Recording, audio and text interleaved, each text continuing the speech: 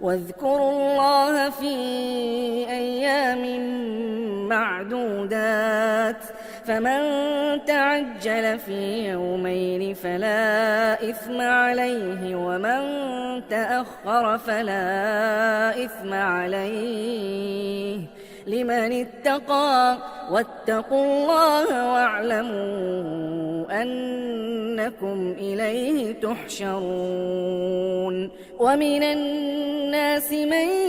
يعجبك قوله في الحياة الدنيا ويشهد الله على ما في قلبه وهو ألد الخصام وإذا تولى سعى في الأرض ليفسد فيها ويهلك الحرث والنسل والله لا يحب الفساد وإذا قيل له اتق الله أخذته العزة بالإثم فحسبه جهنم ولبئس المهاد ومن الناس من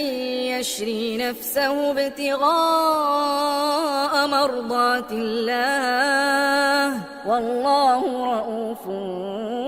بالعباد يا أيها الذين آمنوا ادخلوا في السلم كافة